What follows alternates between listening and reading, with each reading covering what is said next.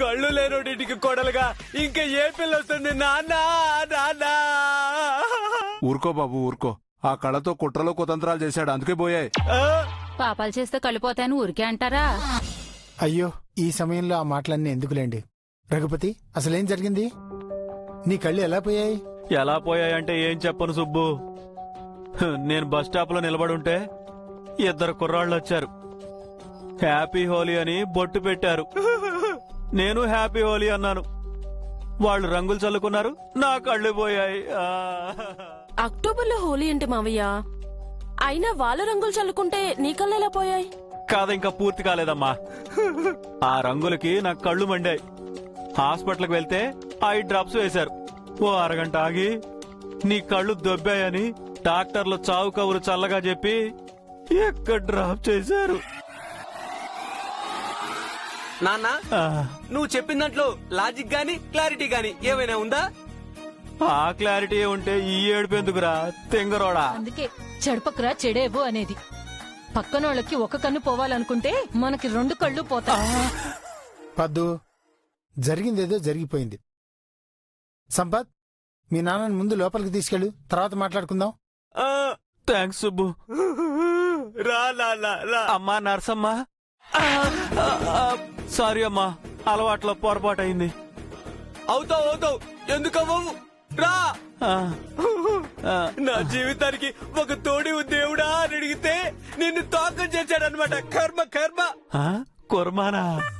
పర్లేదురా, డాక్టర్లు ఇది తినకూడదు అది తినకూడదు అని డైట్ ఏం చెప్పలేదు. ఏదైనా తినొచ్చంట. మా నాన్నకి కళ్ళతో పాటు చెవులు కూడా డిఏ అనమాట. బావ నువ్వు పద.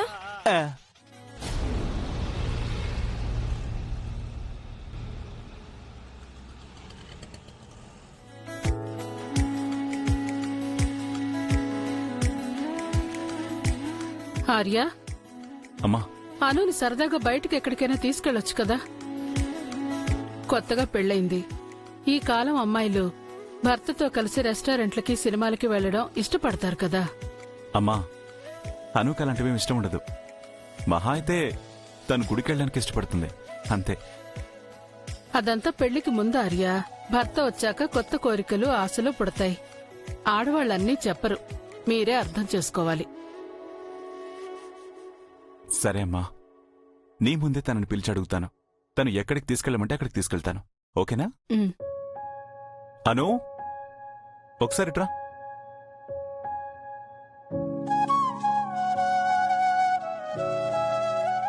చెప్పండి సార్. అమ్మా, నా కోడలు ఇంటి పనులన్నీ చేసి అలసిపోతోందని ఫీల్ అవుతోందను. అసలు నేనేం పని చేస్తున్నాను మేడం? మీరే కాదు, సర్వెంట్స్ కూడా నన్నేమీ చేయనివ్వట్లేదు.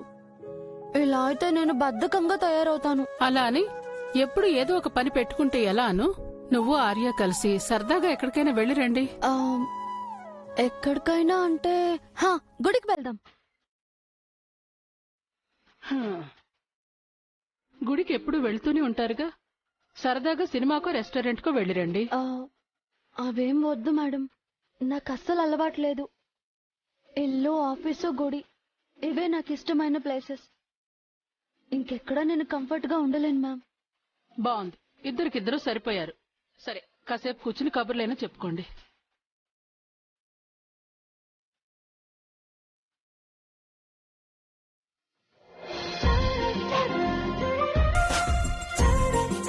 అవును, దొంగతనాలు చేయడం ఎప్పటి నుంచి మొదలు పెట్టావు? నేనా? దొంగతనమా? అందరి మనసుల్ని దోచేస్తున్నావు కదా మరి. ఫస్ట్ మా శ్రీవారి మనసు దొంగతనం చేశాను, అలా అలా అలవాటైపోయింది. ఓ,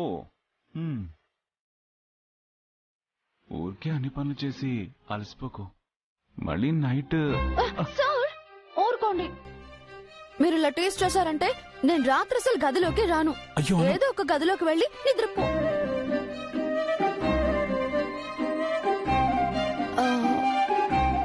సార్, నేను మిమ్మల్ని ఒకటి అడిగితే ఏమనుకోరు కదా?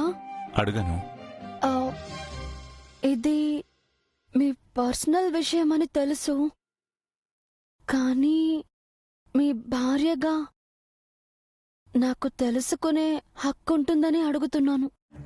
అను అడుగు. ఆ, అది సార్,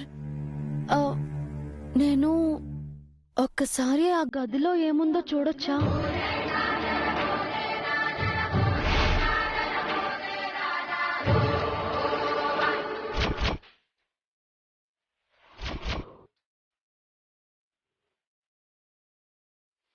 ఒక్కసారి అలా చూసి ఇలా వచ్చేస్తాను అంతే.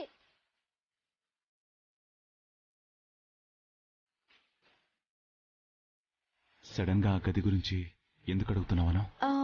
సడన్ గా ఏం కాదు సార్. ఎందుకో అటు వెళ్ళిన ప్రతిసారి ఆ గది నన్ను అట్రాక్ట్ చేస్తుంది. అంటే దాని గురించి తెలుసుకోవాలని, అందులోకి వెళ్ళాలని. ఒక్క మాటలో చెప్పాలంటే ఎవరో పిలుస్తున్నట్టుగా ఉంటుంది సార్. అందుకే అలా అడిగాను.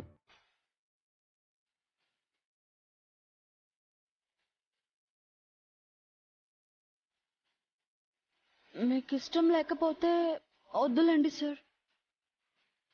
ఇష్టం గురించి కాదను. అది కేవలం 4 గోడల గది కాదు. అణువణువున రాజనందిని జ్ఞాపకాలు నిండిన ఆలయం. నేనేంటి అనే ప్రశ్న ఎదురైనప్పుడల్లా నేను సమాధానం కోసం ఆ గదిలోకి వెళ్తాను.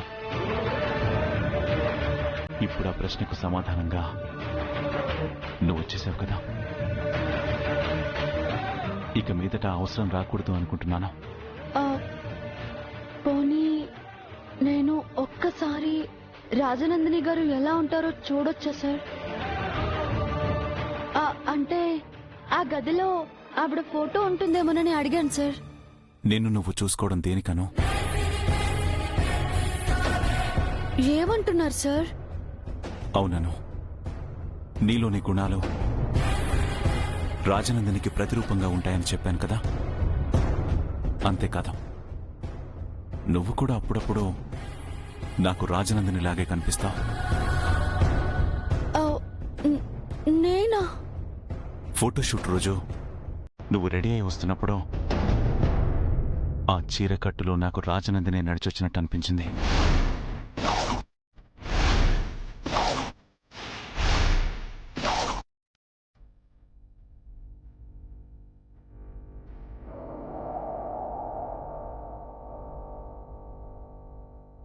అందుకే నిన్ను నువ్వు చూసుకోవడం అనవసరం అంటున్నాను. రాజనందిని గారి మీద మీకుండే ఇష్టం నన్ను మీకు అలా కనపడేలా చేసిందనుకుంటాను సార్. ఆవిడ ప్రేమని నాకు పంచుతున్నారు కదా, అందుకే నేను అలా కనిపించుంటాను. అయ్యుండొచ్చాను. అంతటి ప్రేమకి ప్రతిరూపమైన రాజనందిని గారి రూపాన్ని చూడాలని ఉంది సార్. ఆ అవసరం లేదన్న అభిప్రాయం అను. ఎందుకంటే నీ రూపంలో తన ప్రేమ ప్రతిబింబించాలి తప్ప నువ్వు తన ప్రతిబింబం కాకూడదు. అర్థం చేసుకో.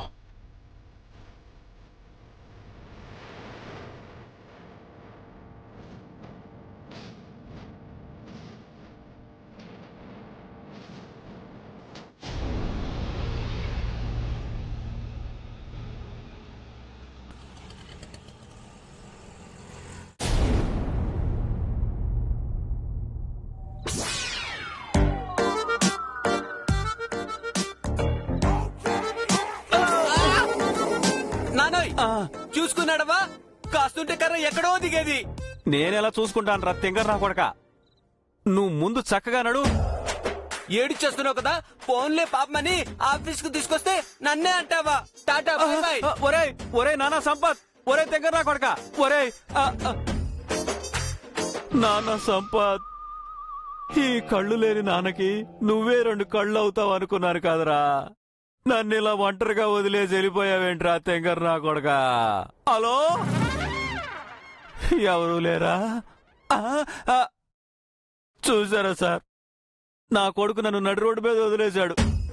తెంగర్ నా కొడుకు, సన్నాసి నా కొడుకు, పిల్లిబిత్తరు నా కొడుకు. నాన్నోయ్, ఆ కొడుకు నేనే గాని చేసిన వాగరక్షణ చాలు, పద.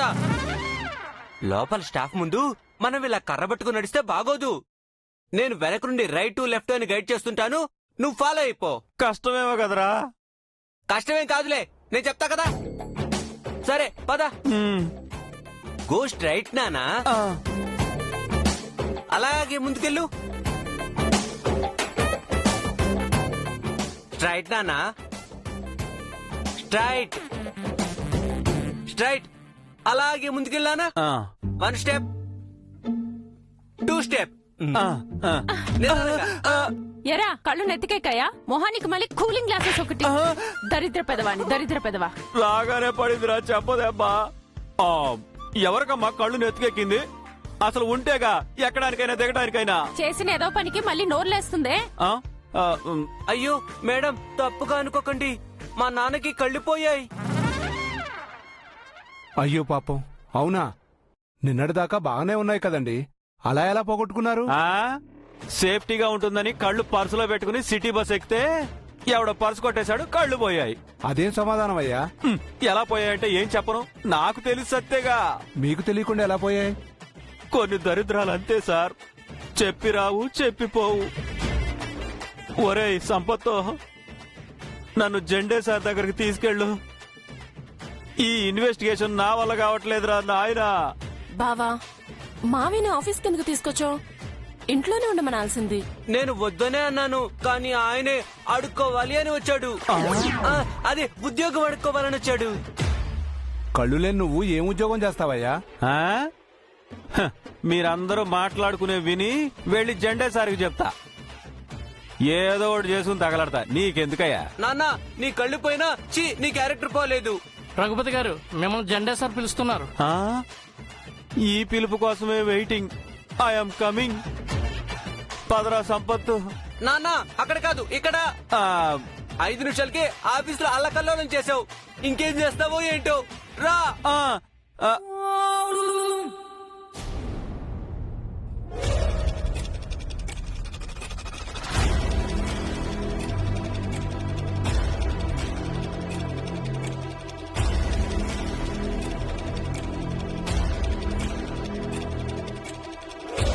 ఎనీ గెస్సింగ్స్ మీరాజీ?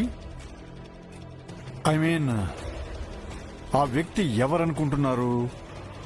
నాకెలా తెలుస్తుంది జెండజీ? మీరు తప్ప ఎవరు గెస్ చేయగలరు మీరాజీ?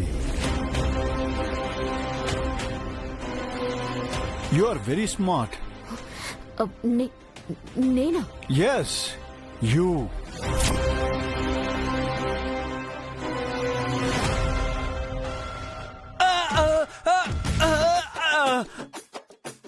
జిండే సార్. ఏంటి సంపత్? మా నాన్నని తీసుకొచ్చాను సార్. ఏరి? మీకు రెస్పెక్ట్ ఇవ్వాలని బయటే ఉన్నాడు. నాన్న, ఇక్కడేం చేస్తున్నా? నువ్వు ఇంటికి వస్తే కూర పెడదామని చేపలు పడుతున్నా నాన్న. నీకు కళ్ళు పోయినా కుళ్ళు జోకులు మాత్రం పోలేదు. లే లే. నానా, డోరేటు ఇటు నానా. నీ మొహం ఎటు నాన్న? ఇక్కడ నానా. తెంకర్ నా కొడక. రేయ్, కళ్ళు లేకపోయినా కామన్ సెన్స్ తో వెళ్తాన్రా. జెండే సార్, జెండే సార్, జెండే సార్, జెండే సార్. నమస్కారం సార్. నమస్తే జెండే సార్.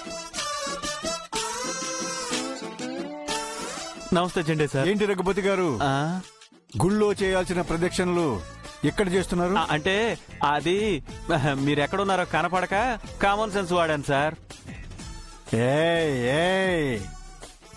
కొత్త కూలింగ్ గ్లాసులు పెట్టుకొచ్చి పరాచికలు ఆడుతున్నారు కదూ. నా కర్మ కళ్ళెత్తుకుపోయిందని నేను బాధపడుతుంటే మీకు పరాచికాలుగా ఉందా సార్? ఏమన్నారు రఘుపతి గారు? సార్, మన ఆఫీసులో మైక్ అనౌన్స్మెంట్ ఫెసిలిటీ ఉందా సార్? ఎందుకు? ఈ కళ్ళు లేని అభాగ్యుడిని కనికరించమని అందరినీ మూకుమ్మడిగా వేడుకుంటాను సార్. కళ్ళు లేకపోవడం ఏంటండి?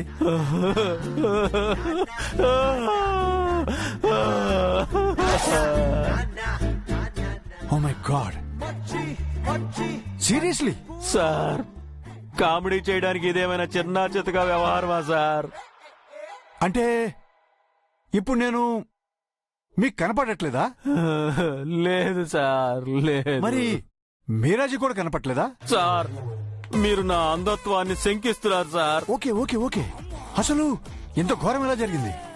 సమాధానం లేని ప్రశ్నలు ఎన్ని వేసినా నా సమాధానం ఒకటే సార్. తెలీదు తెలీదు తెలీదు తెలీదు తెలీదు. ఓపకండి, ఆపండి. How it is possible? కాలం కలిసి రానప్పుడు అరటిపండు తిన్నా పన్ను ఇరుగుతుందని మీ ఊర్లో సామెత చెప్పలేదా సార్? నాకు అదే అయ్యింది. So sad. సార్ సార్, ఇదే జాలి ఇలాగే మెయింటైన్ చేస్తూ నాకు మాట ఇవ్వండి సార్. ఏంటండి ఇది? ఈ కళ్ళు లేని కబోదుని ఉద్యోగంలోంచి తీసి పారేయకుండా ఇక్కడ ఏదో ఒక ఉద్యోగంలో ఉంచేయండి sir. Please sir, please sir, please sir, మీ కాళ్ళు పట్టుకుంటాను సార్. కుర్చీ కుర్చీ రఘుపతి గారు. అవునా? అయితే ఇదే మీ కాలు అనుకోండి. నాకు వెతుక్కునే ఓపిక కూడా లేదు sir. Okay okay, impressive, very impressive. మీ కళ్ళు పోయాక కూడా మీరు పనిచేయాలనుకున్నారు చూసారా?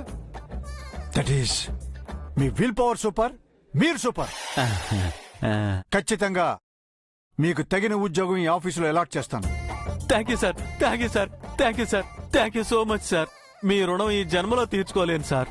ఇంకో జన్మంటూ ఉంటే. ఓకే రఘుపతి గారు, మీతో ఈ జన్మకు చాలు. మీరు వెళ్ళొచ్చు. అలాగే sir. Thank you sir, thank you sir. వస్తాను సార్, వస్తాను సార్. రఘుపతి గారు, ఒక్క నిమిషం ఇలా రండి. మీరు వెళ్లాల్సింది ఇటు. ఒక్క నిమిషం, బయటికి వెళ్ళిన తర్వాత రైట్ లోకి వెళ్ళాలి. ఇక్కడి నుంచైనా మీరు రైట్ పాత్రలో నడవాలి. అలాగే సార్, అలాగే సార్. వస్తాను సార్.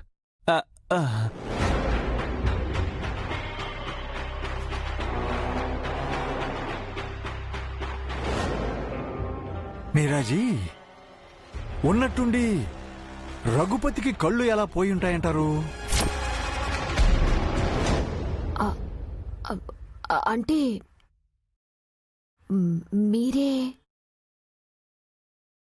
ఎస్, చెప్పాను కదా మీరాజీ, మీరు గెస్ చేయగలరని. Your a genius. అంటే రఘుపతి? అవును,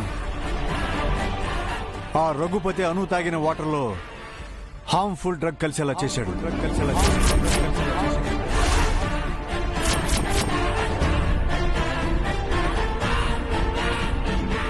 మీకు క్లారిటీ కావాలని నాకు అర్థమైంది. చెప్తాను, అన్ని విషయాలు చెప్తాను. మీరు కూడా తెలుసుకోవాలి కదా. అనుకి ప్రమాదం జరిగినప్పటి నుంచి నేను అన్ని వైపుల నుంచి ఎంక్వైరీ చేస్తూనే వచ్చాను. You can say A kind of secret investigation అన్నమాట.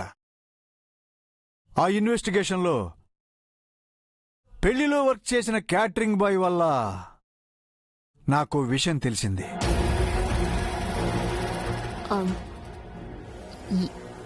ఏ విషయం జండజీ? పెళ్లిలో ఈ రఘుపతి క్యాటరింగ్ బాయ్ గెటప్ వేసుకుని అనుమానాస్పదంగా కనిపించాడట. ఎవడ్రా నువ్వు? అది అడగాల్సిందే నేను. ఎవడ్రా నువ్వు? వెయిటర్ డ్రెస్ లో ఉన్నావు, మా బ్యాచ్ కదే. అతనికి డౌట్ వచ్చి నిలదీస్తే సుబ్బు పద్దులు బాగా తెలుసని చెప్పి వాళ్ళని అడ్డు పెట్టుకుని తప్పించుకున్నాడంట. అతని విషయం చెప్పాక అనుమానం వచ్చి మ్యారేజ్ హాల్ సీసీటీవీ ఫుటేజ్ మొత్తం చెక్ చేస్తే అందులో ఒక చోట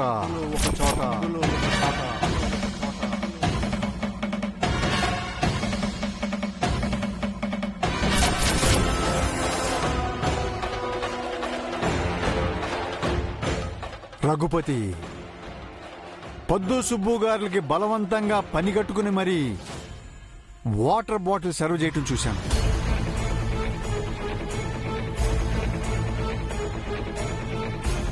అను బాడీలోకి డ్రగ్ వెళ్ళింది కూడా వాటర్ ద్వారానే. సో ఆ రఘుపతే అంతా చేశాడనే ఓ క్లారిటీ వచ్చింది. పెళ్లి హడావిడిలో మనం ఎవరం తన గమనించలేకపోయాం. అంటే జెండేజీకి నా గురించి ఏ క్లూ దొరకలేదా? Thank God. వెంటనే వాణ్ణి పోలీసులకు అప్పచెబుదాం అనుకున్నాను మీరాజీ. అనూకంత నరకం చూపించి ఆర్యానంత క్షోభకు గురి చేసిన వాణ్ణి అంత ఈజీగా వదలకూడదనే.